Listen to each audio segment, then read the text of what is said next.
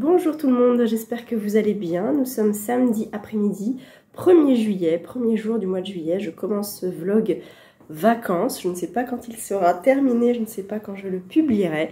Mais bon voilà, je l'ouvre au moins, c'est fait. Je suis en pleine lecture de Kujo que j'avais commencé un petit peu hier soir et que j'ai avancé un peu ce matin. Je suis page 73 avec mon beau marque-page de chez Léa Book Addict. Vous retrouvez toujours son site, il est fermé en ce moment son site, dans ma barre d'infos. Elle fait plein de marque-pages, j'en ai plein. Et elle en a 2 de Stephen King que j'aime beaucoup. Et je crois que c'est mon préféré des deux, celui-là. Voilà, nous sommes donc avec un chien, Kujo, qui est mordu par une chauve-souris et qui chope la rage. Nous sommes en 1980 dans le Maine à Castle Rock, ville très très chère à Stephen King, ville fictive, collée à un peu... comment ça s'appelle?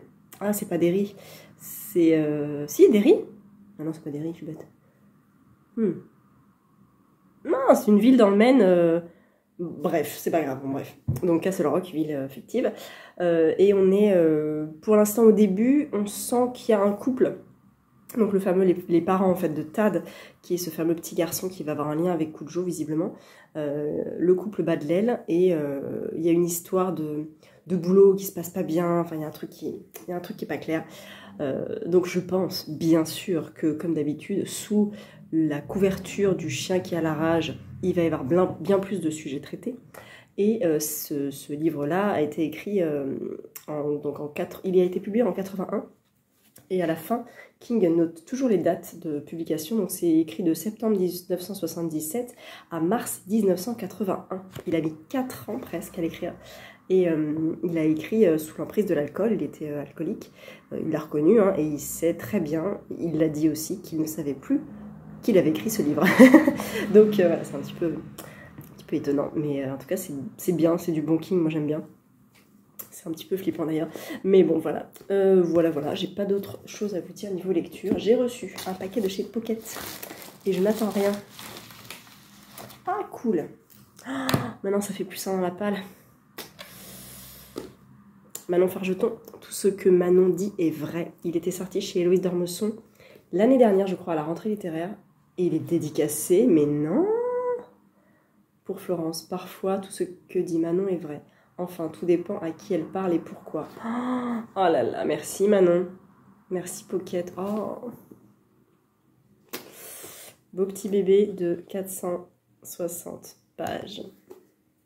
Est-ce que je fais plus ça dans la palle? J'étais à 32, en sachant que je ne sais pas du tout quand je le lirai celui-là. Faut-il vraiment croire tout ce que dit Manon? À l'entendre, la relation que l'adolescente entretient avec Gérald, un éditeur de BD de 40 ans, son aîné, aurait tout d'une grande passion. Il admire son talent, sa jeunesse, il s'aime. Et d'ailleurs, sa femme est d'accord. Mais pour la mère de l'aspirante dessinatrice, l'emprise est là et elle n'hésite pas à s'y confronter. Que sait-on de la vie, de l'amour quand on a 16 ans? Il y a ce que dit Manon, ce que disent les autres, autour d'elle. La vérité éclate entre les bulles. Ça me fait très très fortement penser à... Comment il s'appelait ce bouquin? Vous savez, vous voyez très bien de quoi je parle. Cette femme qui a eu une aventure avec un auteur. Oh, j'ai oublié tous les noms, j'ai oublié tous les titres. Bref, voilà, vous voyez bien de quoi je parle, j'imagine. Je vais rechercher, je vais chercher.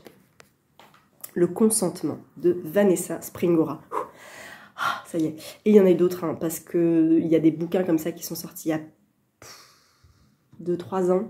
Je crois, pendant janvier, je crois, je dirais rentrée littéraire janvier 2021, je pense, 2020 peut-être. Le consentement, je sais pas de quand ça date, comme ça je dirais pendant le confinement, je crois, ou avant le confinement peut-être.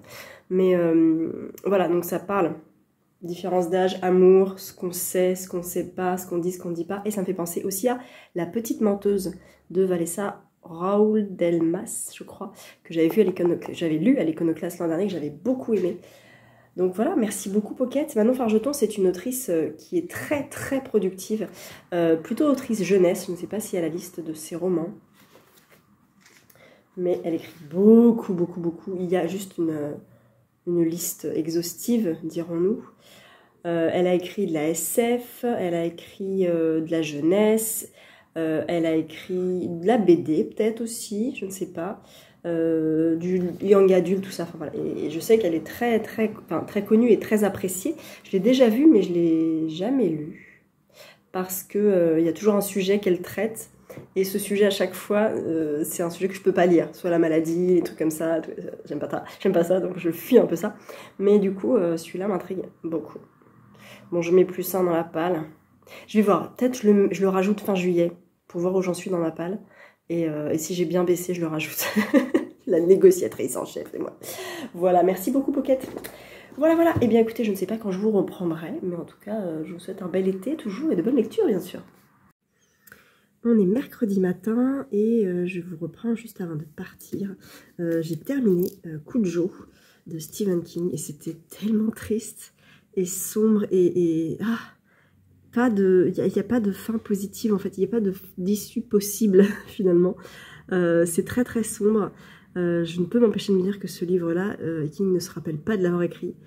Et c'est troublant parce qu'il a quand même tout son génie et son talent pour nous tenir en haleine, même en étant dans un état second.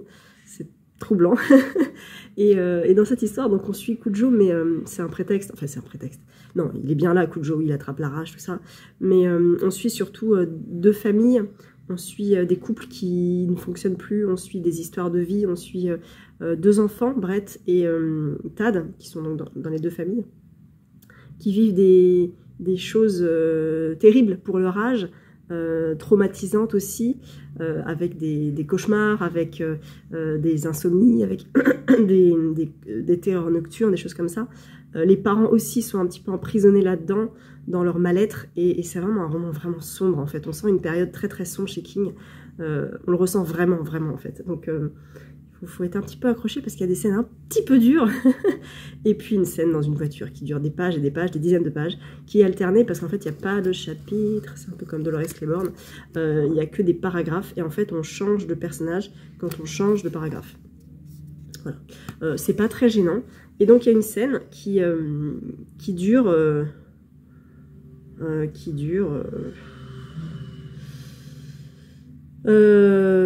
oui, ça dure de la page 200 à peu près jusqu'à la fin. Donc de la moitié jusqu'à la fin, en alternant avec les autres points de vue, enfin les autres histoires. Et cette scène dans la voiture est assez terrible, parce qu'on sent que ça monte, et ça dure, et ça n'en finit pas, et on se dit mais quand est-ce que ça va finir, est-ce qu'ils vont s'en sortir, est-ce que... Voilà, je peux pas vous raconter plus, mais voilà.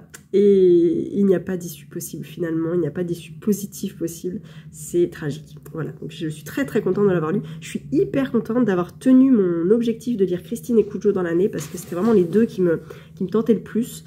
Insomnie aussi, je suis très contente de lire en août, et je pense que le prochain que je vais lire de King, ça sera Histoire de Lisette, parce qu'il me tente aussi énormément.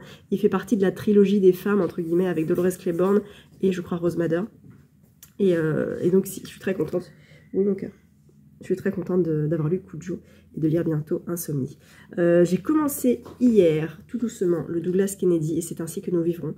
Et on est dans quelque chose hyper sombre aussi. On est avec une carte des États-Unis très séparée et avec une scène d'ouverture assez marquante et glaçante. Voilà. Et oui. Ça va? Ça va et toi? Ça va. Ça va? Ça va. Et toi, ça va? Ça va toi? Ça va. J'ai déjà mis un post-it. Et je pense que je ne suis pas prête d'arrêter là. Je suis au chapitre 3, je suis page 37 et il va me tenir encore 3-4 jours. Hein, je me suis pas... Maman? Oui. Tu sais, là, je connais plein de livres. Là. Tu connais plein de livres. Et bientôt, quand tu sauras lire, tu pourras lire tous mes livres. Mais tu y feras très attention. Oui, je vais lire tous tes livres qui sont grands. Tous mes livres qui sont grands, exact. Et tous les petits aussi, si tu veux. Et c'est tout petit. Voilà, exactement. Donc, voilà, il va me faire quelques jours celui-ci. Et on est dans le une... vélo. Oui, il y a le vélo. C'est le vélo de papa. Tout à fait. Et donc, je vous en dirai un petit peu plus quand j'aurai avancé. Mais voilà, j'espère que vous, ça va. Je vous reprends un peu plus tard.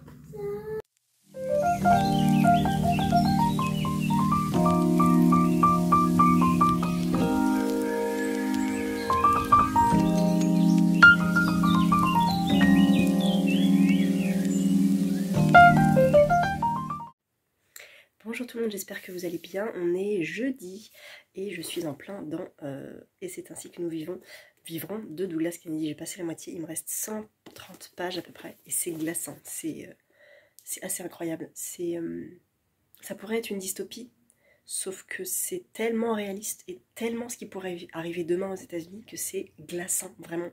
C'est donc l'histoire d'une jeune femme qui travaille à quoi d'ailleurs? Elle est agente des services secrets de la République. Samantha Stangler. Et en fait, elle va enquêter pour tuer une femme qu'elle connaît, sans vraiment la connaître. Je peux pas vous en dire plus. Donc il y a en fait une histoire de... Il y a un petit côté polar, hein, clairement. Mais au tout début, sur une première centaine de pages, une grosse centaine de pages, on est sur le paysage des États-Unis, qui ne sont plus les États-Unis, en 2045. Et Douglas Kennedy nous livre une version glaçante, vraiment flippante des États-Unis, de ce que peut être les États-Unis en 2045. Il y a eu une sécession, il y a eu des États qui se sont séparés, il y a eu une zone neutre, et dans les États, on va dire, républicains, ça a complètement vrillé, complètement. Et Douglas Kennedy imagine quelque chose de très... profond et de terriblement crédible sur les nouvelles technologies, sur la surveillance, sur les données, sur la sécurité. Incroyable, vraiment, vraiment incroyable. Et j'aime beaucoup. Alors là, ça se détache pardon, un petit peu du côté dystopique pour vraiment rentrer un peu plus dans le côté polar. Donc je vais dire que j'aime moins, mais c'est moins terrifiant.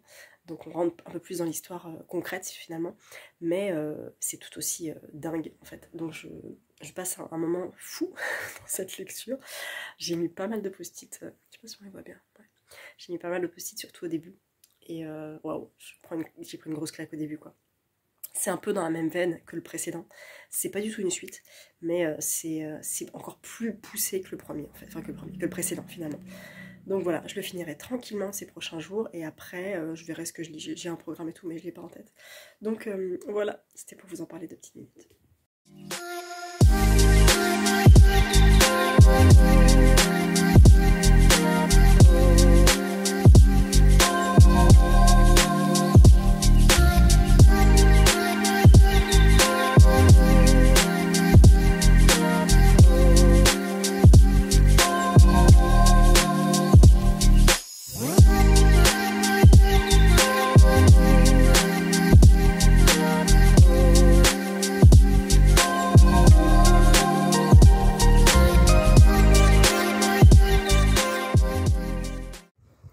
Bonjour tout le monde, on est lundi et j'espère que vous allez bien. Je suis au soleil en province et hop là, il fait beau, il fait chaud, très chaud. J'espère que vous entendez, il y a un peu de vent. Je viens vous parler 2 petites secondes pour vous dire que j'ai terminé le Douglas Kennedy et qu'il était puissant. Il était fou ce bouquin. Il y a eu un moment où, comme je vous disais, ça faisait vraiment, finalement, roman polar, roman aussi d'espionnage un petit peu. Donc on reste vraiment dans l'histoire à proprement parler, parce qu'il y a un scénario, une histoire, mais toute cette ambiance, tout cet univers divisé, méfiant, espionnant, enfin, en perpétuel... il est 2h15. En perpétuelle, en surveillance constante et flippante. C'est incroyable, c'est différent du précédent, parce que le précédent était fixé sur un sujet, là où c'est vraiment, c'est même pas un sujet, c'est un pays, une société en fait dont on parle, donc c'est un peu plus vaste et c'était dingue, voilà, j'ai vraiment adoré. Je m'en remets doucement et puis je vais attaquer le diplôme de Amaury Barthet pour la rentrée littéraire Albin Michel. Il est pas loin, il fait 220 pages, il est vraiment tout petit, je l'attaque là, je voudrais le finir demain, je pense que c'est possible, comme ça je prends un petit peu d'avance. Et voilà, j'espère que ça va. Il fait beau, il fait chaud, il y a des fleurs et du soleil, tout va bien. Donc voilà, je vous dis à plus tard.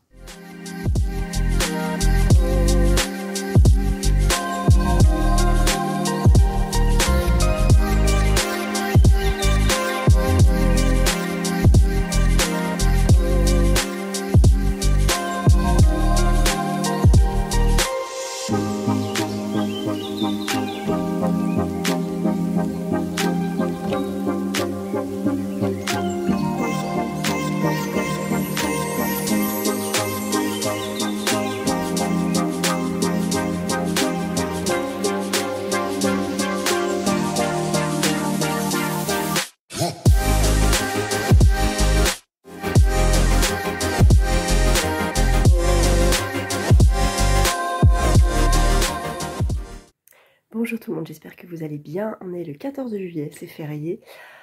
Et j'ai lu. J'ai lu le diplôme de Amaury Barthet qui sort à la rentrée littéraire, donc je ne vais pas m'étendre sur le sujet.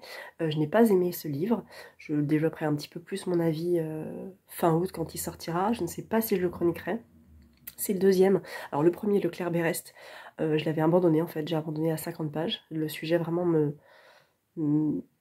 m'accrochait pas du tout, le personnage principal était détestable, donc j'ai pas du tout aimé, et celui-là je l'ai lu et j'ai pas aimé non plus, donc je n'en dirai pas plus. Faites-vous votre opinion quand il sortira si vous le souhaitez, mais voilà, je veux pas le démonter, c'est vraiment pas mon but, mais moi je ne l'ai pas aimé. Voilà, j'ai ensuite enchaîné et là par contre j'ai adoré, c'est Billy Pretty a disparu de Sophie Astrabi, j'ai mis pas mal de post-it. C'était tellement beau, c'était touchant, étrange, vrai. C'est l'histoire de Billy, qui est une petite fille. On commence l'histoire qu'en 98, elle a 7 ans. Et on va la suivre jusqu'à nos jours, en fait, jusqu'à 32 ans, je crois. Et cette petite fille va avoir... On sent qu'il y a quelque chose en elle qui est pas normal. C'est pas normal. Qui est... Elle a une grande sensibilité et elle dit les choses comme elle les pense, elle se laisse pas marcher sur les pieds. Et on va découvrir son histoire au fur et à mesure. Elle va faire une rencontre, celle de Maxime, qui a 1 an ou 2 ans de plus que lui. Et en fait, cet homme-là, cette personne-là, va devenir un petit peu un leitmotiv de sa vie. Et il va toujours revenir, il va toujours être là. Et c'est, je pense, lui qu'on voit là, avec Billy qui est là. Et en fait, on va suivre toute sa vie comme ça, année par année. Bon, il y a des années qu'on va sauter, elle va nous raconter un petit peu ce qui lui arrive. Pardon, ce qui lui arrive. Et puis les événements font que on la connaît de mieux en mieux. On n'a pas envie de la quitter. On a envie qu'elle soit bien, qu'elle aille bien, qu'elle soit heureuse. Et même elle a du mal parfois à définir si elle est heureuse ou pas. En fait, elle dit qu'elle est ni heureuse ni malheureuse. Elle vit sa vie. Voilà, ça se passe. Donc c'est comme s'il lui manquait des éléments de sa vie pour vraiment être pleinement dans sa vie finalement. C'est très très bien écrit. J'ai vraiment vraiment adoré. Si Julie de Flammarion ne me l'avait pas mis entre les mains, je serais passée à côté. Je l'ai vu passer sur Instagram et je me suis dit, oh, c'est pas pour moi, c'est pas mon style. C'est vraiment contemporain. C'est une histoire d'amour, mais absolument pas cucu, rien du tout de ça. C'est beau, c'est juste très très beau.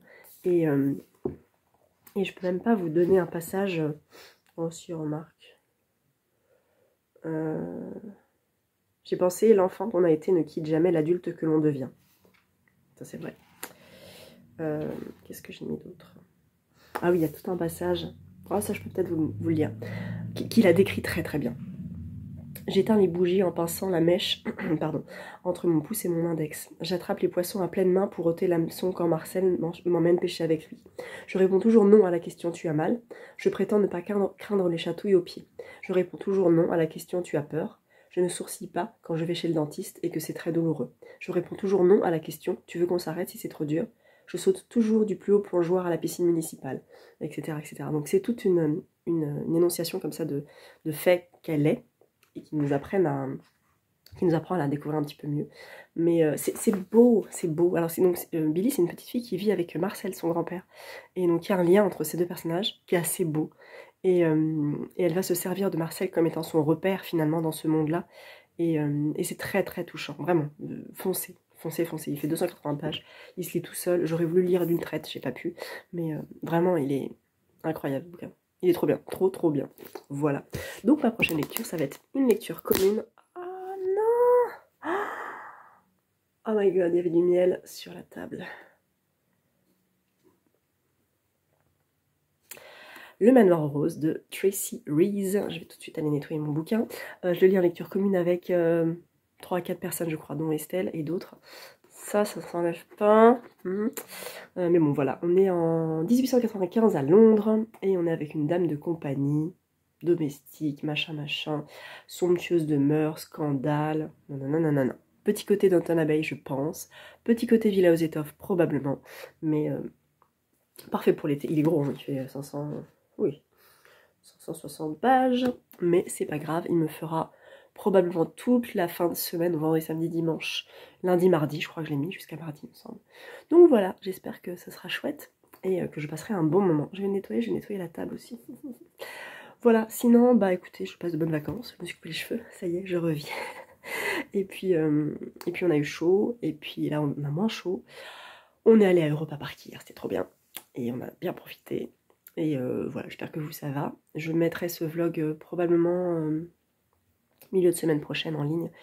Vous avez déjà eu un top de l'été, vous en aurez un autre, donc je vais alterner vlog top.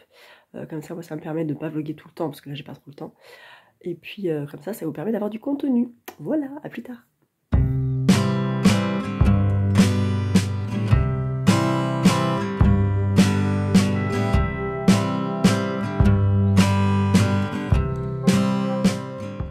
Nous sommes dimanche et je viens conclure ce premier petit vlog des vacances.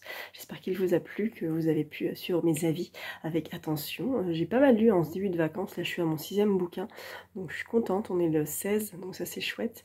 Je suis en train de lire toujours le Manoir aux roses de Tracy Rees et je passe un excellent moment. Il me reste plus que ça, je l'ai dégommé, il me reste 150 pages. Ouais, 150 pages. Et c'est une très très belle histoire, je vous en reparlerai dans le prochain vlog, mais c'est une histoire assez moderne finalement, ça se passe en 1895 et on est avec plusieurs femmes, c'est un roman choral avec, on suit alors Mabs qui est une jeune fille de 18 ans, on suit Oti qui est une petite fille de 12 ans et on suit Olive qui est une jeune femme de 28 ans et en fait elles ont 3 histoires différentes, elles vont se regrouper bien sûr, elles sont chacune, elles se connaissent en fait finalement chacune.